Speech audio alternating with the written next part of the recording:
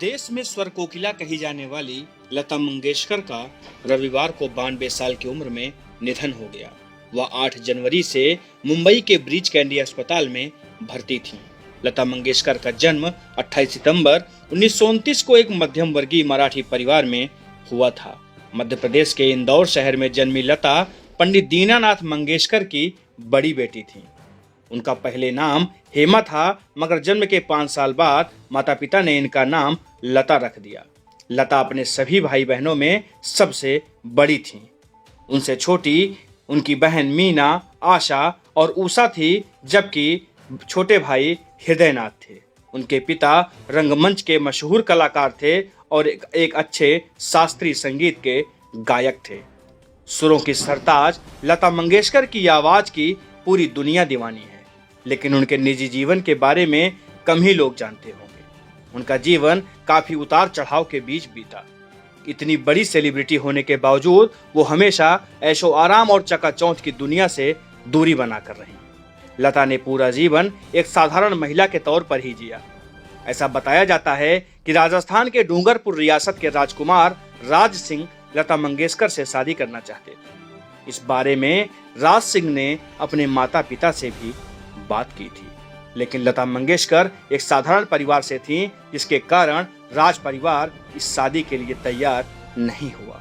इस वजह से राज सिंह चाहकर भी लता से शादी नहीं कर सके। बताया जाता है कि डूंगरपुर राजघराने के राजकुमार राज सिंह 1959 में लॉ की पढ़ाई करने के लिए मुंबई आए थे।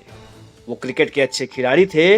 लता मंगेशकर के छोटे भाई हृदयनाथ मंगेशकर भी क्रिकेट के अच्छे खिलाड़ी थे।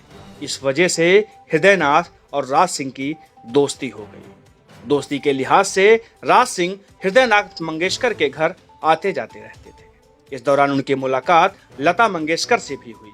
आपसी मेलजोल के बाद लता से राज सिंह प्रेम करने लगे। पढ़ाई पूरी करने के बाद डूंगरपुर लौटे राज सिंह ने अपने परिवार में इस शादी के लिए चर्चा की। क्योंकि मंगेशकर परिवार एक साधारण परिवार था, ऐसे में राज परिवार ने इस शादी से साफ इनकार कर दिया, जिसके बाद राज सिंह की लता मंगेशकर से शादी नहीं हो सकी और लता मंगेशकर ने पूरा जीवन शादी न करने की कसम खा ली। लता मंगेशकर पूरी जीवन कुंवारी रही, तो वहीं बताया जाता है कि राज सिंह ने भी ताउम्र शादी नहीं की। लता मंगेशकर के पिता दीनानाथ मंगेशकर संगीतकार और शास्त्रीय गायक थे। परिवार में संगीत का माहौल होने के कारण लता ने बचपन से ही संगीत की शिक्षा लेनी शुरू कर दी थी। गीत गाने के साथ नाटकों में लता ने अभिनय किया था। 13 साल की उम्र में लता ने 1942 में पहला गाना मराठी भाषा में गाया था। तब उन्हें एक गीत गाने के बदले 25 रुपए मिले थे। उसी साल उनके पिता दीनानाथ मंगेशकर का निधन हो गया, तो 3 बहनों और एक भाई से बड़ी होने की वजह से घर की सारी जिम्मेदारी लता मंगेशकर पर आ गई, जिसके चलते लता पर दुखों का पहाड़ टूट पड़ा।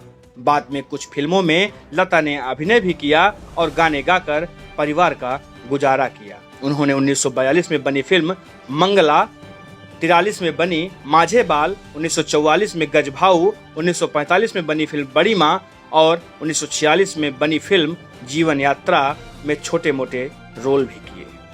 लेकिन साल 1963 में एक ऐसा वाकया हुआ जब लता पूरे देश के लिए एक मिसाल बन गई। भारत चीन युद्ध में शहीद हुए जवानों की याद में लता मंगेशकर ने साल 1963 में एक गाना गाया, ऐ मेरे वतन के लोगों जरा आंख में भर लो पानी। जब लता ने ये गाना गाया तो वहां मौजूद जनता ही नहीं, बल्कि उस कार्यक्रम में मौजूद तत्कालीन प्रधानमंत्री जवाहरलाल नेहरू भी रो पड़े। सभी की आंखें नम हो गईं। लता मंगेशकर और जवाहरलाल नेहरू की इसी मौके पर एक आइकॉनिक फोटो भी इस समय सोशल मीडिया पर काफी वायरल हो रही है। इस फोटो को देखकर सहज ही अंदाजा लगाया जा सकता है कि वो किस तरह का माहौल रहा होगा और उसमें लता मंगेशकर ने सुरों से किस तरह जादू बिखेरा कि लाखों पब्लिक रोने लगी। आज स्वर कोकिला हमेशा के लिए खामोश हो गई और देश को एक अपूर्णीय क्षति देकर वो पंचतत्व में विलीन हो गई। लता मंगेशकर की अंतिम यात्रा में तमाम फिल्मी जगत से लेकर खेल जगत की हस्तियां व राजनीति जगत के सितारे भी पहुंचे। प्रधानमंत्री नरेंद्र मोदी पुष्पांजलि अर्पित करने के लिए खुद मुंबई के शिवाजी पार्क पहुंचे। इसके अलावा सचिन तेंदुलकर, शाहरुख खान सहित राज ठाकरे परिवार भी वहां पर मौजूद रहा। उद्धव ठाकरे, राज ठाकरे व तमाम ठाकरे परिवार लता जी को अंतिम श्रद्धांजलि देने के लिए शिवाजी पार्क में मौजूद रहा। आज लता मंगेशकर दुनिया में नहीं हैं, लेकिन उन्होंने अपने उस गीत के बोल को लोगों के लिए छोड़ दिया है, जिसमें उन्होंने कहा था, रहें न रहें हम महका करेंगे। लता जी को यूपी न्यूज़ की पूरी टीम की ओर से विनम्र श्रद्धांजलि।